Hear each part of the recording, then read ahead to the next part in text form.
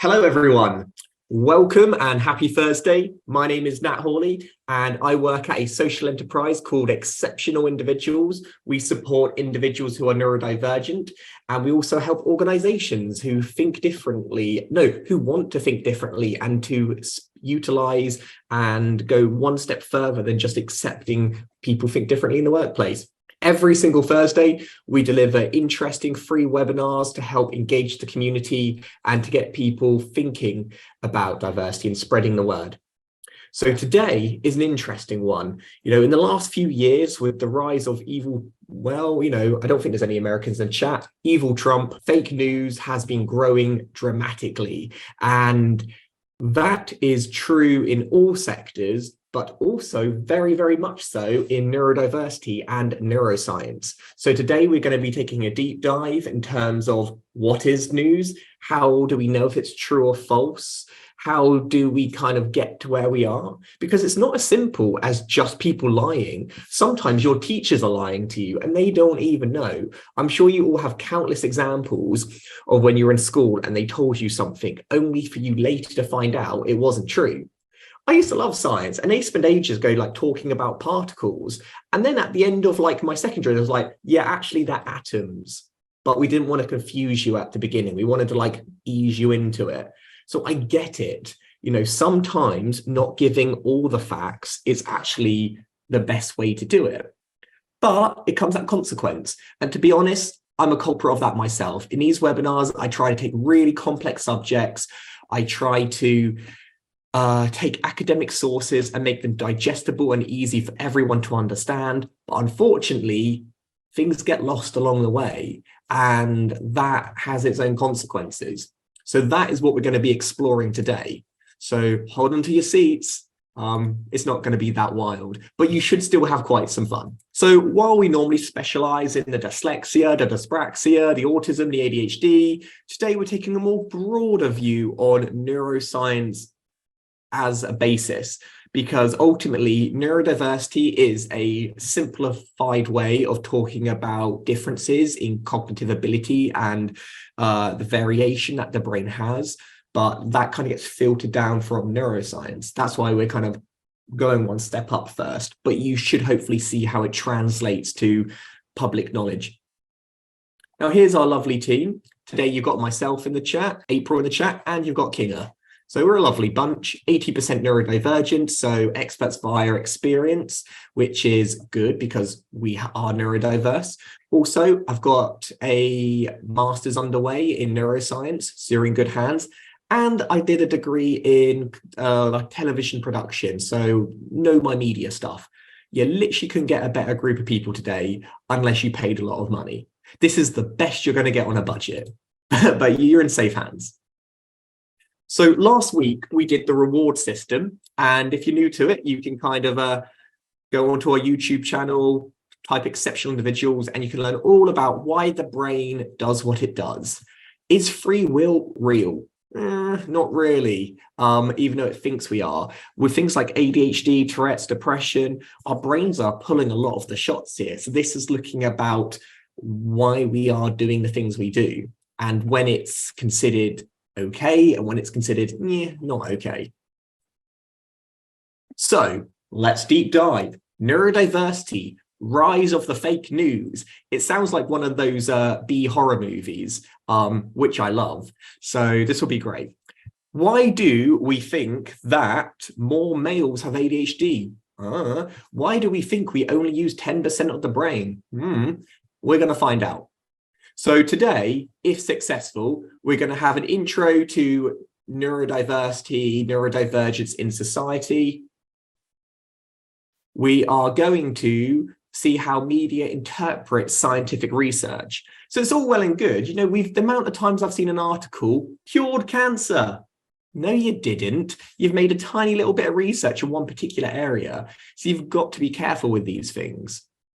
A lot of the time, the things we read in the papers on social media have a kernel or a little thing of truth, but that doesn't mean that they are true. They just take a small little piece. We're also going to be looking at the relationship between the science and the media. Are they BFFs? Are they kind of like frenemies? What's going on there? Are they a necessary must? I mean, if we do not talk about scientific research, we're not going to get more funding for it. So it's kind of one of those necessary evils. All right, so here is our first interactive question or force fun for today. Neuroscience papers published per year. How many new papers do we think? And when we talk about papers, we talk about those academic papers that nobody reads, but they are really important.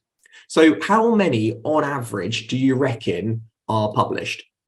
And we're taking this data from PubMed, which is the biggest collection of medical papers. And now, just so you know, the stat was a little bit hard to come by. Why? Because how I got it was I went into PubMed and I typed in neuroscience and see how many were published each year. Obviously, it's a very broad term, so take it with your pinch of salt. I found some places which said it was up to 24,000 a year, but again, not all of them are directly relate. But the correct answer, as far as my stats could tell, was around 6,000 to 8,000. Oh no, even more. So it was 80,000. It is a big number, okay, that when you kind of type it in. Now, there is no way that we get all that information. These papers are meant to be like groundbreaking research. They're meant to be pushing humanity into the right direction. We do not get all this information. This information gets kind of cut up, simplified, stuck together, moved around, and eventually it loses some of its meaning. So while that is a big number, that doesn't mean it's all quality, even though it does mean that these have been peer reviewed. So essentially, one smart person talks to another smart person and says that's a smart thing to say. But it's not reviewed by everyone. So worth noting. All right, here's some true and lies. Let's see the Pinocchios in the bunch. So true or false, neuroscience literature has grown in quantity over the recent years. So maybe that's one reason there's so many articles. Research inspired by fears of neurodiverse disorders or neurodevelopmental disorders. And lastly, increases in funding results in development. Okay, let's see what you say, because you've got some thinking faces here, pondering away. Let's see what we've got. Okay, true, false, true. So neuroscience literature has grown in quantity. Yeah, it's getting more popular. More and more and more, we're seeing more articles year on year. This doesn't look like it's going to stop any moment. And with great power comes great responsibility. So the more facts we get, the more falses we get. So that's another thing to keep an eye on. More research doesn't mean more clarity necessarily. Research is inspired by fear of neurodevelopmental disorders. No, the media creates the fears. The research doesn't create it. You could argue that if there's a big fear, there might be more funding available, but that tends not to be the case. And lastly, increases in funding results in development. This is a big one. The more money, the more development. And the things that get funded aren't always the things that would be the best for humanity. Maybe there's a hidden bias. Maybe some like evil corporation is wanting to direct certain perceptions in their favor. So you've always got to keep a keen eye on these things. All is not what it seems. Follow the money. And we'll do a little bit of that today because I love talking about neurodiversity and I'm always shouting facts out. But how do I know the facts I'm shouting out are true? And how do I know who funds them? Sometimes you've got to go quite far down the rabbit hole before you truly can say what you know to be true perfectly. I'll give you a really good example. So for years, I kept saying this fact, 40% of people at the job center are neurodiverse. Now that is a great stat for me because it means I can get more funding to support people because so many people at the job center are neurodiverse. Now, where did I get that fact? Well, I found it from a House of Lords debate. And you think House of Lords, they're pretty trusting, aren't they? They sometimes wear robes and hats. What's not to trust? Now, it was a baroness that said it. And I did loads of research and I could only find other people referencing the baroness.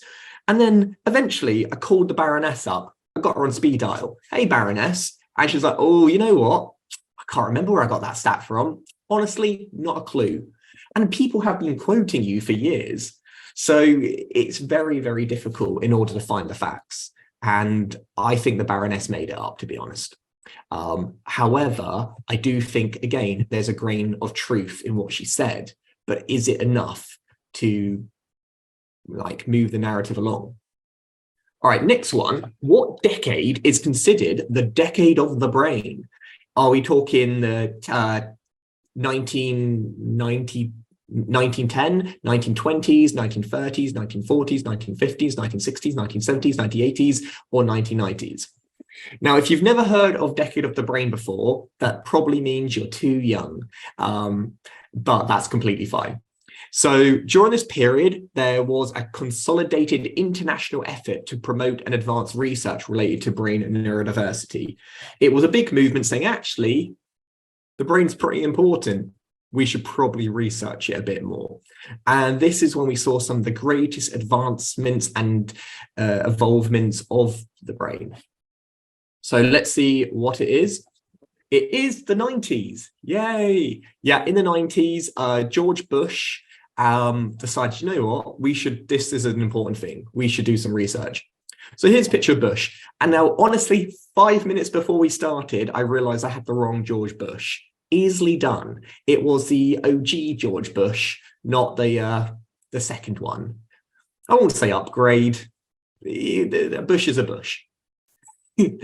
So George H.W. Bush, in his proclamation, he said, to enhance public, I can't do his accent, so I'm just going to do my generic American one. To enhance public awareness of the benefits to be delivered from brain research, I, George Bush, President of the United States of America, do hereby proclaim the decade beginning January 1st, 1990, as the decade of the brain. So this was kind of a big deal for a president to say, this is our focus area. Now, obviously, they talk a lot of this. So did anything actually come about the decade of the brain? Sounds pretty cool. Well, there was. So money started rolling in, and with money comes impact, as we've already learned. So in 1997, Japan invested $125 million to the study of the brain. That's a lot of money. You could buy a lot of Pokemon cards with that. Yeah, okay. 1997, again, India founded the Brain Research Center. And again, India is still then very much up and coming. So the fact that they're putting money and revenue into brain centers, another really big deal. 1998, China founded the Institute of Neuroscience. So we're seeing genuine research happening. And it's important to mention, when we talk about neuroscience and neurodiversity, that was only again around like 1997. So all of this is happening at the exact same time. Not a coincidence. This was a really united effort to promote it. So what do we get? After a lovely decade of non-stop research, what do we have to show for it? Well, we managed to invent and learn about bold imaging. This is fMRI. This is when we scan the brain without cutting it open and being able to see. This was a big discovery. We know so much about the brain now because of fMRI. We learned about neuroplasticity. This essentially means is the brain isn't fixed together like scaffolding. It can move around, it can kind of adapt, it can change. It's not fixed. Oh, what? Julia says you actually have the correct G. Bush. George W.H. Bush is his son who was the president in 2000. Yeah. Okay. Sorry, Julia sent me a private message. I do need to clarify this. Though I do think that in 2000, George W. Bush was the president, I think it was the previous George Bush who said it. Honestly, I found mixed reports on that. If you can prove me wrong, please do. But I do think that the OG George Bush said it, but isn't it that if someone was previously a president, you still call them president, even if they're no longer the president? Anyway, that's how I think it is. Like, for instance, you would still say President Obama, even though he's not the president. I'm not American, but thanks for calling me out on that. Anyway, next we've got the second gen antidepressants. So, oh, okay, Julia says, yes, but I had the right picture and the guy. Okay, thanks. I don't know how it would be. The irony would be so strong if I spread fake news in my presentation about fake news. I would not want that. So thank you all. So we also, in the decade of the brain, we learned about the second gen of antidepressants. So actually ones that actually work. The discovery of different mutations. So mutations are in the DNA. So we're starting to like slash ourselves up and kind of look at what's going on. And we also learned the impact of alcoholism, which was a relatively new thing because, you know, I don't know, we never got around to it. So we learned some good things in this power decade. Other advancement in the 90s, I want you to select in terms of how important you think these are. So we've got policies frequently mentioned neuroscience. So if you think this was a big deal or not a big deal, you can rank them. Now, policies frequently mentioning neuroscience, meaning that we're actually making policies based on science rather than just because. So big advancement. Most people know that adult humans can grow new neurons. This was a big deal. So when we talk about neuroplasticity and a thing called neurogenesis, the idea was when you are born with X number of like brain cells, and every time you get your head banged, you lose neurons and they never grow back. And then you die. However, we learned that you can grow new neurons. It's not exactly like you grow them willy-nilly, but you can grow new neurons and they can take new paths. So that was another pretty big learning mode from us. And the web makes neuroscience accessible. Yes, it was dial-up. Yes, it made that sound every time it started, but we had access to the entire world of knowledge, which was good. Well, maybe, because one, it means everyone can learn, but it also means that fake news was able to spread, even though at that point, we probably didn't have that term. So quick check in here.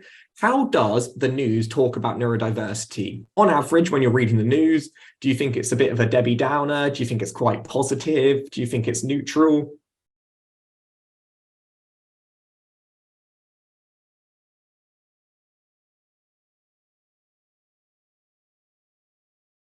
So any ideas? Where are we thinking? Okay, a lot of you are thinking quite negatively.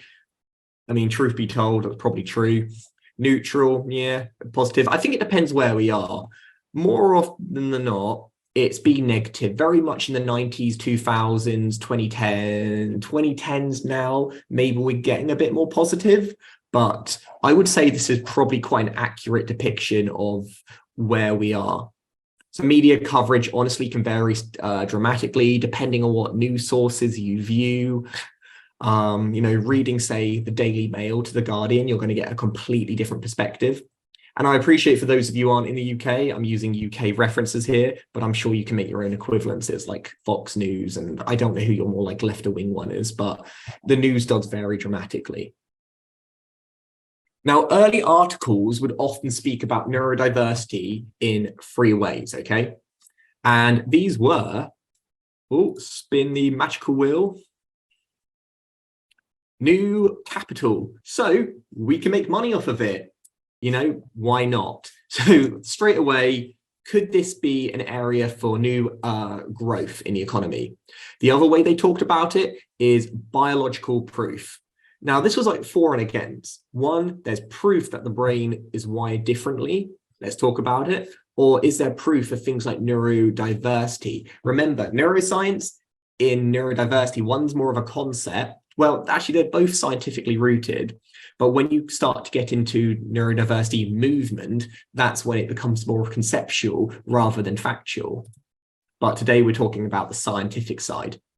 And last but not least, we've got an index of differences. So we're looking at the DSM, you know, in terms of looking at the manual. Like, okay, do you have X, Y, Z? Yep, dyslexic, X, Y, Z. Okay, autistic. We're able to start grouping them up, cutting them up, starting pigeonholing people. And at the time, this was groundbreaking. But now we're starting to question that. The more we learn about the brain, the more we realize, can we really pigeonhole people? So in this one, what do you reckon was the most popular media topic from 2001 to 2010? Do you think people loved learning about brain disorders? Do you think they were more interested about brain and behavior? Or was it more about brain optimization? So brain ... became an increasingly popular topic in the early noughties, and it continues to be of interest today. Okay, the votes are coming in. Let's see. Okay, we've got one on there. Oh, that's a tie. It is, in fact, brain optimization. And if you think about it, it kind of makes sense, because for the average person, what's more interesting about your brain not working, about your brain just doing what it does, or about becoming like Iron Man, where you can optimize it and you can kind of see in the dark and you're able to access that part of your brain that doesn't work? People like possibilities and excitement. So, for instance, the chef who says you can eat to beat brain cancer, that's about how can you optimize your brain by eating healthy food. So people love that stuff. It was inspiring, but that doesn't mean it was true. So next one, what do you reckon is the most common article type? Do you often see autism as a superpower, or do you see autism as a threat? Again, I think this depends. Like if we're talking about now, maybe it's a bit different to a few years ago. So many times I remember growing up, people would always ask my mum, did you give him that vaccine? And my mum was like, yeah. I was like, who cares? You know, who cares if I had a vaccine? I was autistic before, I'm autistic after. The only difference is I don't get like the measles or something now. So, but mud sticks. And the next one is now we're moving a little bit more onto autism as a superpower. But don't get me wrong, this is just as, well, not just, nearly just as dangerous. Because if we see it as a superpower, it undermines the struggle, and it might mean that less research and support services are offered for people who genuinely do struggle in day-to-day life. So you've always got to be careful not to go too far on the old like balance scales. Okay, this one, I want you to fill in the blank. So lots and lots of articles were popping up left, right, and center about the brain. So where the brain blank, the blank brain. So you might have seen books about the male brain, the female brain, the autistic brain. What have you seen which kind of matches this formula? Okay, we've got the neurodivergent brain. So people are really liking to say, you know, we have many, many different brains. It's not really true, but this is what we're seeing popping up all the time. We've got the gifted brain. Nice. Anyone else? The monkey brain, the male brain, the female brain, the amazing brain. Now, okay, you got the, I'm sure you've seen like the ADHD brain. Yes, we've got the dyslexic brain. We've got the out of the box brain, the divergent brain, the, you know, the neurotypical brain. Essentially, scientists, they've liked to make things black and white because it sells. But in reality, that's not how it works. And this has created its own sort of troubles. We've got the unique brain, the busy brain. I haven't seen a book called The Monkey Brain, but I like it. The Quiet Brain. So you can see like these things are popping up all the time. While it makes for a great book title, it doesn't make for like scientific facts. The difference between male brains and female brains, as far as I can tell, isn't that much at all. And it's part of this kind of differencing, which has made it harder for diagnosing. On the other hand, though, by acknowledging that there are differences, we've been able to support more females with ADHD, for example. Okay, on this one, similar thing, I want you to do the same, fill in the blank. So what articles have you seen that says science proves ... Like, for instance, science proves that eating 2 avocados a day will give you cancer. Like any kind of ridiculous articles like that. I've got issue with avocados. They're delicious. They're meant to be superfoods, but I watched a documentary that's saying I'm killing all of Mexico. The thing is, like, you don't know, do you? These facts, they're all over the place. And the word facts is used very lightly. All right, science proves that antidepressants don't work. Yeah, I think I've definitely seen that one. Science proves we only use 10% of our brain. I've definitely seen that one. Science proves that eating these foods a day will... literally today, I read one. Science proves drinking energy drinks will make you live longer. I saw that today. No, what actually was one of the chemicals in energy drinks was given to mice, and they saw that the mice lived slightly longer. Now that is completely different from saying sitting on your monster all day is going to make you live to 100. But you can see how things like vary. We've got science proves COVID is not real. The brain is crystallized. Nice. I thought you guys would have some more wild ones, to be fair. I have seen some pretty outlandish ones in my time.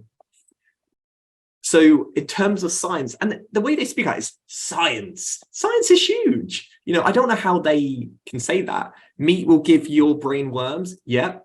Oh yeah, science proves that being a vegan makes you a wuss. Like, I've seen really weird ones like that all the time. I'm a vegetarian, right? And every time my mum watches a news article that says vegetarians will die young because of not eating enough protein or whatever, I'm like, no, don't trust it. An apple a day keeps the doctor away. Yeah, science proves carrots help you see in the dark. No, they don't. It was actually used I think it was used in World War II to encourage soldiers to eat more vitamins to stay healthy, but they told them they'd see better in the dark as a way of kind of tricking them. So while there is science in it, it's not as what you think. Or carnivore diets make you live longer. Carnivore diets cure depression. So scientific findings are consumed by science and the public. So first one, information is never accurate once it has been converted, we'll say, for the public. Is it true or false? Next one, cultures and worldwide views impact how the public understand things. True or false? We all interpret facts differently. True or false? Knowledge is inserted in an environment differently from where it was produced is a good thing. I might need to explain that one a bit more. I worded that poorly. Okay, let's see. Okay, we've got the first one. Information is never accurate once it has been converted for the public. Oh, I would say yeah, but also it depends how the person's prior knowledge, doesn't it? Something might be accurate, but how you understand it might not be on the same level as how it was originally intended. When I first started my master's, they kept giving me things to read, and I got so sad because I didn't understand any of it. And the truth is, you're not meant to understand it. This has took researchers years and years and years to learn this stuff. If you could learn it in a microsecond, what have they been doing all this time? So a direct translation is tough. Cultures and worldwide views impact how public understand things. I would say definitely true. When for instance, the vaccine and world views, and if we're putting certain emphasis on different things, then it is going to impact it. We all interpret facts differently. Yeah. What is a fact? It's hard to say. For instance, we pretty much know the world is spherical right now, yet we still got flat earthers. You've got to understand why. And knowledge is inserted in an environment differently from where it was produced is a good thing. So what do I mean by this? It means that if you were to go to some school kids and start talking about nanotechnology and kind of DNA, they would be completely confused. You have to convert it to say, yeah, you've got a bit of your mummy, a bit of your daddy, and it makes you. You've got to simplify it. Otherwise, it's going to go right over their heads. So it is a good thing. Oh yeah, April thought the one about vaccines and autism. Again, disproven, but a cheeky article can do a lot of harm. So how is knowledge modified in a school environment? Well, again, it's not a bad thing. So we got knowledge sections. So what's for? You try to get the overall aims. What is the gist of it? And the presentation, how it is shown. So for instance, you've got a whole academic article. You need to pick the bit that is most relevant, but by doing that, you're getting rid of all the other stuff. Maybe you've missed something. Then how do you show it? Do you show it with images? Do you show it with pictures and videos? For instance, you're losing information. But by losing information, you're making it easier for people to digest. But by losing information, you're missing out some really key assets. Education is teaching us lies, but it kind of has to. You can see why it's so tough. So science research is directed to society via school and the media. We learn from school, we learn from the media. I want you to tell me which one is which. What research is changed, but it is seen as still developing. Research complements what the person has already learned before. Audience is very diverse. And the goal is to form a version of the research to teach. All right, so we've got research is changed, but is seen as still developing. So that, I think you could probably argue, is both. Ideally, no one says it's complete fact. For instance, in an ideal world, when you read the media, it should say, this is still ongoing, we're still learning, more research is needed. It doesn't always. Schools sometimes do that as well, but quite often I think they both just say fact. Then we've got research will complement what the person has already learned before. This is very much in schools, yes. So for instance, like I said, you might learn about leaves are green, then you learn about photosynthesis, then you'll learn about the microscale. So we build upon knowledge based on what we've learned before. But in the media, you have to assume that your audience knows nothing. So it's a different kind of way of learning. Audiences are very diverse in the media, absolutely true. You have to create things which everyone can understand. And lastly, the goal is to form a version of the research to teach, very much true for schools.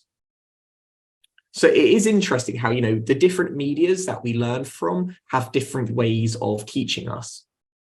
So how does knowledge flow? We learned that scientific environment, knowledge by scientists is not filtered down. This is your creme de la creme of research. These are reports that go into so much detail. They're reviewed by other scientists and they're all ticked off of other lists. People can debate it. They can talk about it. This is your gold standard. Then you go to school and education. And this is where the teachers are thinking, you know what, I know this knowledge, but I know my students don't know everything yet. I'm going to adapt it. I'm going to change it a little bit, basically dumb it down. But it kind of has to be that way. And students build upon their past knowledge. So the teacher is able to keep expanding that knowledge once they've learned the previous subject. So it's okay to dumb it down because you're going to expand upon it later on. And then you get to your public knowledge. This is your common knowledge. This is what you'd know in a pub quiz. Knowledge that is reframed by journalists. You don't need any prior understanding to understand this. But there's a high risk that things are misunderstood. So when we talk about autism, vaccines give you autism, maybe that was from a tiny bit of research about a rat years ago that kind of died. And then it kind of expanded. So you've got to be so careful about where these facts come from. Here, I want you to tell me, how do you think is the best way to avoid distortion of facts? So what can we do to stop people misunderstanding or kind of getting the wrong gist? So again, slide them up. If you think something is the best way to avoid distortion, rank it as number 1. If you think it's the worst way, rank it as number 4. I don't know why I've got a picture of an M&M here, but he does look like he's not listening to stuff. Okay, so we got in first place. Has the original publication been mentioned? Yep, that's a pretty good one. You'll notice that I do the little references in as much of my information as I can do, because even if I make a mistake, you can still go back to the real research and understand it. I try not to take things at face value now and try to at least go over sources if I'm planning on teaching it. I don't do it for everything, but if I'm telling other people, I try to. We got, what were these techniques explained?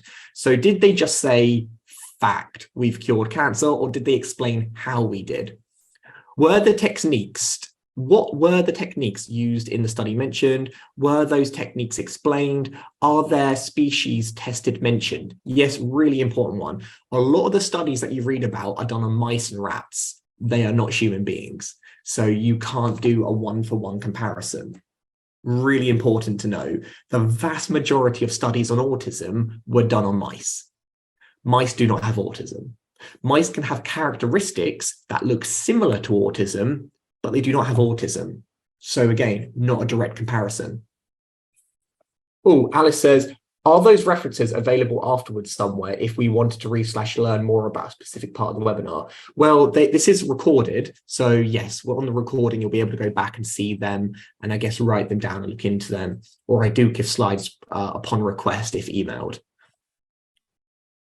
Okay, a lot of the studies reported on TV have few participants. You're absolutely right, Chris. And that's another thing you've got to learn. If you say, like 1 in every 2 people will get an autism, well, did you only study 2 people? So you really do have to look into it a bit more firmer. All right, quiz time. All right, what is the goal of the media? Is it to produce knowledge? Is it to teach and learn? Or is it to spread popular topics? So what is the goal of the media? It is to spread popular topics. Popular doesn't mean fact. It just means what is the flavor of the month.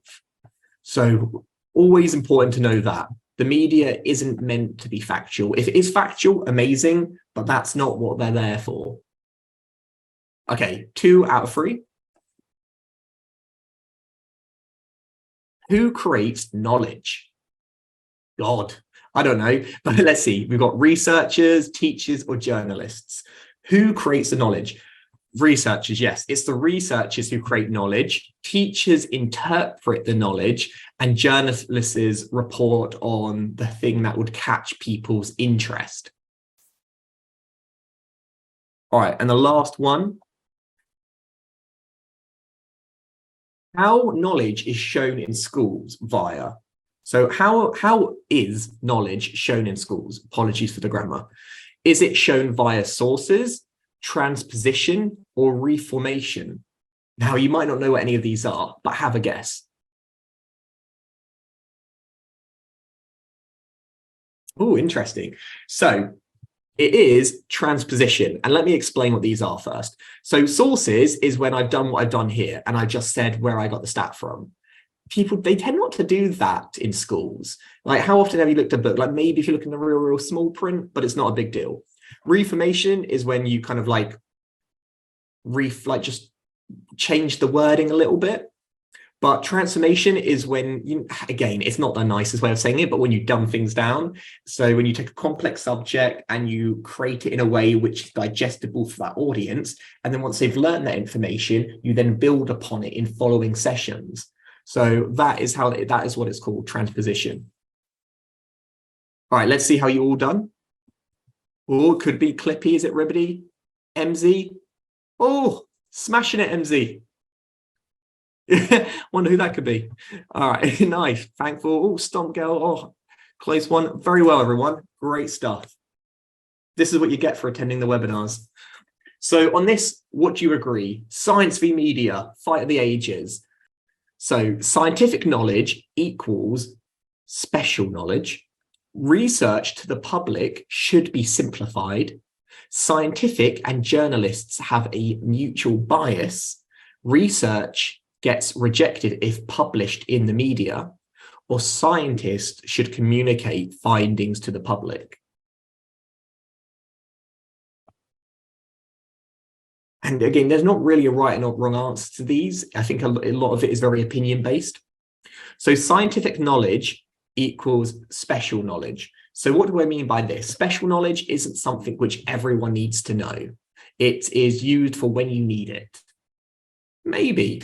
I mean, for some things, yeah, but, you know, it depends. Like, everything is scientific, isn't it? Research to the public should be simplified. I mean, if you say, you know, picked up the Daily Mail and then it gave you a whole report about like the studies on the mice and the DNA and the strands they use and the findings, you wouldn't read it. Plus, there'd be no room left to learn about the royal family. So you kind of have to simplify it. Scientists and journalists have a mutual bias. Yeah, we all have a bias. Journalists absolutely have a bias, but even scientists have a bias. Like, they're doing that research for a reason. They've chosen particular methods for a reason. At least with the scientists, they do have some accountability, but there is always bias. Research gets rejected if published in the media. Now, this one, a lot of you said no, and I think it's interesting because sometimes you think if it's being published in the media, it kind of devalues it. It seems less credible. We're getting wise now. We know the media is playing us like a fiddle. So if we see some outlandish claim, we might discredit it altogether. And the last one, scientists should communicate their findings to the public. A lot of you said yes. And I agree, but it has to be done in a very careful way. Because if you communicate it in the wrong way, you give false hope or kind of scare people. And a lot of our fake news comes from that. All right, we're almost at the end, everyone. So we're almost there. So what did we cover today? Well, we learned that advances in neuroscience research is happening, and that's a good thing. We've made loads of research since the 90s. We learned that the 90s was considered the decade of the brain, and that kind of what really got us to where we are today. And year on year, more and more reports are happening, more and more knowledge, but also more and more misinformation. We learned the relationships between science and society. It's a complex one. Without society being involved, there's no research and there's no money for scientists, but scientists have a duty of care not to spread fake news. We learned how the school and media popularizes scientific knowledge. Science books in schools are false. Maybe that's okay, maybe it's not. And in the media, they gauge people's interest, they capture the imagination, which gets people hopefully involved to learn more. But that doesn't always happen. So you can see how all these kind of biases, preconceived ideas, stigmas that we have to live and we're currently battling to avoid, where they come from. Anyway, any last questions? So any thoughts and opinions from today's sessions? Kinga, is there any sources you tend to read info from? I normally go on PubMed, and what I'll do is I'll search the general term and then try and find the most credible articles. So again, I tend not to go just from one source. Will there be other webinars in the topic? Yes, there will, Charlie. I learned a lot today. Oh, thanks, everyone. That's great. So if any of you do want to learn more on our YouTube channel, and you'll be able to follow our webinars once we upload them. We also have webinars on a whole load of other subjects, or you can just type exceptional individuals in YouTube and fingers crossed we come up. Charlie, do we have a newsletter? Unfortunately not. We've tried, it hasn't necessarily worked out, but do follow us on social medias because we do update occasionally. Would love to learn more about neurodiversity. You're in the right place. Okay, so in terms of other webinars, the next webinar next week is going to really complement this one. So today, we mainly talked about why we have fake news, why myths exist, why do we have to overcome these biases in order to progress people's understanding and tolerance. But next week, we're going to be learning about the actual myths that currently exist, such as we only use 10% of the brain, or more males have ADHD. So we're going to be looking at the myths that currently exist and debunking them as saying what's true, what's not true, and we're going to back it up with science. Okay, how do you personally... Okay, awesome, good one. How do personality disorders fall under, or are they defined by neurodiverse science? Okay, Charlie, that's a question for another day about personality disorders, but yes, they are considered neurodiverse, such as bipolar, schizophrenia, antisocial personality disorder. There isn't a definitive like line of what counts, what doesn't, but more often than not, yes, they would. However, that's not an area we specialize in, so that's an area why we don't talk about it as much. And last of all, if you found today interesting and you've got some follow-up questions, drop us a line. My name's Nat, that's N-A-T, so drop me an email at nat@exceptionalindividuals.com, and I'll be more than happy to answer any of your questions, pop you in the right direction, or go from there. But I really hope you enjoyed today. It's been great having such an engaged audience, and hopefully I get to see you next week or future weeks coming. Thanks all. Have a great Thursday and see you next week. Bye.